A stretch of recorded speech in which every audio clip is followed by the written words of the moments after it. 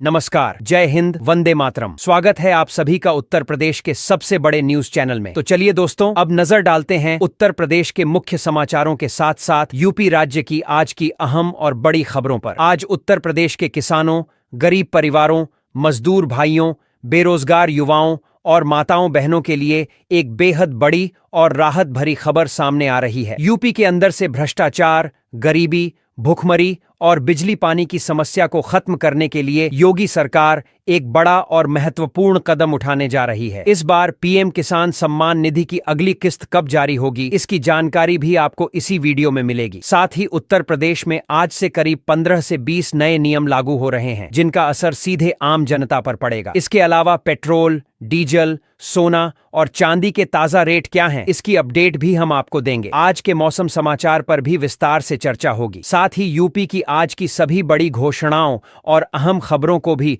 विस्तार पूर्वक जानेंगे। अगर आप उत्तर प्रदेश के निवासी हैं तो हमारे इस चैनल को सब्सक्राइब जरूर कर लें, ताकि आपको यूपी की हर जरूरी और बड़ी खबर सबसे पहले मिल सके। सरकार की जिन योजनाओं का लाभ आप ले रहे हैं, उन योजनाओं को लेकर भी कई बड़े बदलाव किए गए हैं। यदि आपने इन नियमों को नहीं समझा तो आप कई योजनाओं से बाहर भी हो सकते हैं। इसलिए इन नए नियमों की जानकारी आपके लिए बेहद महत्वपूर्ण है। तो आखिर ये नियम क्या हैं? क्या ये आपके ऊपर लागू होंगे या नहीं? इसका पूरा सच जानने के लिए आपको यह वीडियो अंत तक देखना होगा। हर नियम और हर जानकारी आपको एक एक करके विस्तार से बताई जाएगी, इसलिए वीडियो में अंत तक जरूर बने रहिएगा, क्योंकि आपके फायदे से जुड़ी सभी अहम खबरें आपको यहीं विस्तृत रूप में मिलने वाली हैं। तो चलिए अब आपको यूपी की आज की महत्वपूर्ण और बड़ी खबरें फटाफट बता देते हैं। उत्तर प्रदेश में जारी कड़ाके की ठंड और घने कोहरे ने जनजीवन को बेहाल कर दिया है। प्रदेश के कई जिलों में शीतलहर और कोहरे का कहर जारी है, जिससे हजारों लोग प्रभावित हैं। आगरा, अलीगढ़ और बाराबंकी में दृश्यता लगभग 0 के बराबर रही, जबकि सुल्तानपुर को प्रदेश का सबसे सर्द जिला घोषित किया गया है। ठंड की वजह से कानपुर में 4, वाराणसी में 1, बांदा में 2 और लखनऊ में 1 व्यक्ति की मौत हो चुकी है। प्रशासन ने हर संभव बचाव के इंतजाम किए हैं और अलर्ट मोड पर पूरे राज्य में निगरानी बढ़ा दी गई है।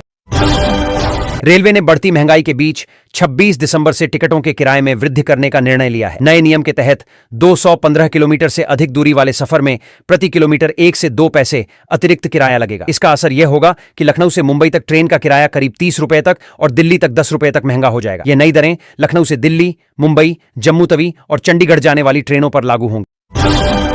लखनऊ के इंदिरा नगर इलाके में सेना के लेफ्टिनेंट कर्नल के बंद मकान में चोरी का गंभीर मामला सामने आया है। चोरों ने अरावली मार्ग स्थित इस मकान के 3 ताले तोड़कर अंदर घुसपैठ की और वहां से कीमती सामान चोरी कर लिया। सुरक्षा को चुनौती देते हुए चोरों एक ने पहचान छिपाने के लिए मकान के सीसीटीवी कैमरे का डीवीआर भी अपने साथ ले गए। इससे चोरी की घटना का पता लगाने में परेशानी हो रही है। पीड़ित की तहरीर पर पुलिस ने अज्ञात चोरों के खिलाफ मामला दर्ज कर मामले की गंभीरता से जांच शुरू कर दी है। पुलिस ने आसपास के क्षेत्र में संदिग्धों की तलाश तेज कर दी है, ताकि जल्द से जल्द आरोपियों को पकड़कर न्याय के कटघरे में लाया जा सके।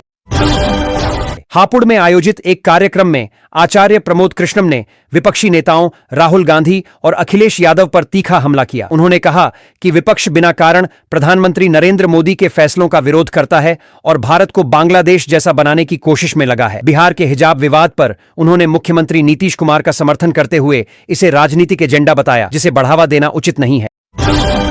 बनारस में भारतीय संस्कारों से प्रभावित अमेरिकी जोड़े जसन माताजनर और लॉरेन कोजाक ने प्राचीन गौरी केदारेश्वर मंदिर में वैदिक रीति से 7 फेरे लिए और रुद्रा अभिषेक यज्ञ संपन्न किया। दोनों ने भारतीय पारंपरिक वेशभूषा धारण की और भोले बाबा को अपना आराध्य बताया। विवाह संस्कार के दौरान सभी मंत्र अंग्रेजी में समझाए गए, जिससे यह जोड़ा भारतीय संस्कृति की गहराई से प्रभावित नजर आया।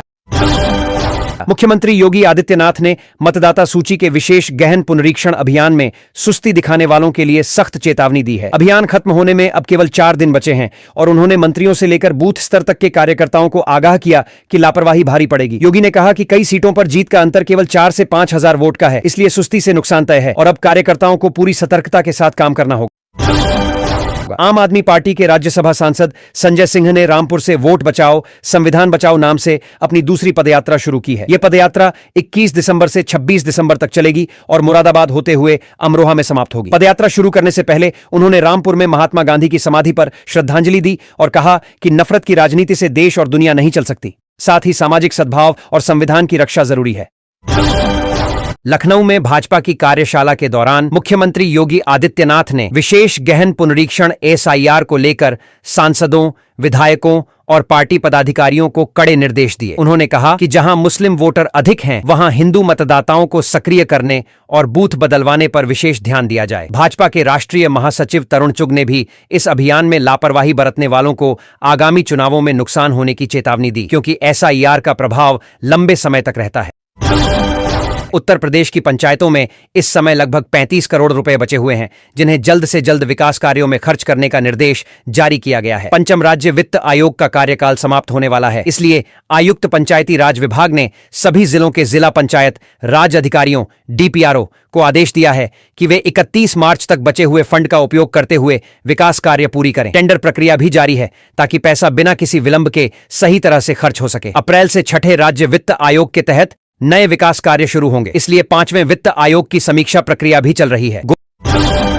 गोरखपुर में लिंक एक्सप्रेसवे के 4 लेन मार्ग पर सुरक्षा बढ़ा दी गई है। घने कोहरे के कारण होने वाली दुर्घटनाओं को रोकने के लिए भगवानपुर टोल प्लाजा से 82 किलोमीटर तक के मार्ग पर 4 एम्बुलेंस, पेट्रोलिंग वाहन, कन और इनोवा जैसी आधुनिक सुविधाएं उपलब्ध कराई गई हैं। हालांकि फायर ब्रिगेड की गाड़ी अभी उपलब्ध नहीं है, इसलिए इसकी व्यवस्था आसपास के थानों से की जा रही है। वाहन चालकों को सुरक्षित मार्ग निगमन के लिए लाउडस्पीकर से सतर्क किया जा रहा है ताकि वे कोहरे के बीच सावधानी बरतें और दुर्घटना से बचें। उत्तर प्रदेश में मुख्यमंत्री योगी आदित्यनाथ ने लघु और सीमांत किसानों को बड़ी राहत दी है। अंतर्राष्ट्रीय सहकारिता वर्ष के तहत राज्य सरकार ने लघु व सीमांत किसानों के लिए ब्याज दर में भारी कटौती की है। अब यूपी सहकारी ग्राम विकास बैंक से किसानों को केवल 6% ब्याज दर पर आरण उपलब्ध कराया जाएगा, जबकि पहले यह दर 11.5% थी। शेष ब्याज राशि राज्य सरकार द्वारा वहन की जाएगी, जिससे किसानों की आर्थिक स्थिति मजबूत होगी और कृषि विकास को बढ़ावा मिलेगा।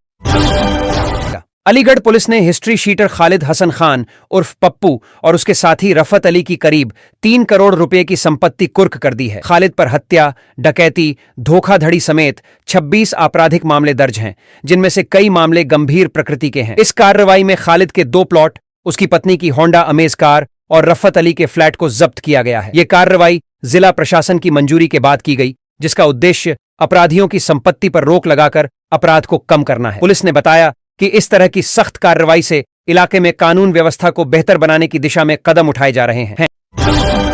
कानपुर सेंट्रल स्टेशन पर कोहरे के कारण दिल्ली से वाराणसी जा रही वंदे भारत एक्सप्रेस की 6 घंटे की भारी देरी के बीच यात्रियों को भोजन न मिलने की शिकायत सामने आई है। नियमों के अनुसार यात्रियों को डिनर उपलब्ध कराया जाना था, लेकिन कई यात्रियों को भोजन नहीं मिला। एक यात्री के पिता ने घटिया स्नैक्स पर आपत्ति जताते हुए कोच स्टाफ की अनदेखी की शिकायत भी दर्ज कराई है, जिससे रेलवे प्रशासन की कार्यप्रणाली पर सवाल उठने लगे हैं।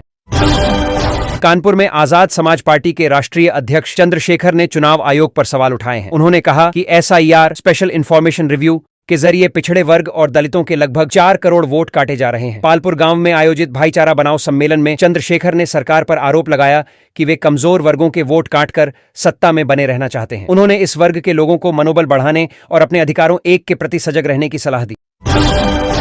लखनऊ में केंद्रीय मंत्री पंकज चौधरी के यूपी भाजपा अध्यक्ष बनने के बाद पहली बड़ी बैठक का आयोजन किया गया, जिसमें मुख्यमंत्री योगी आदित्यनाथ और उप मुख्यमंत्री केशव प्रसाद मौर्य भी उपस्थित थे। इस बैठक में चुनाव से पहले बूथ स्तर पर पार्टी संगठन को मजबूत करने पर जोर दिया गया। पंकज चौधरी ने विपक्ष पर कड़ा हमला करते हुए कहा कि भाजपा चुनाव सुधार और जनसेवा के मुद्दों पर कभी पीछे नहीं हटेगी। उन्होंने कार्यकर्ताओं को पूरी तत्परता के साथ चुनावी तैयारी करने के निर्देश दिए।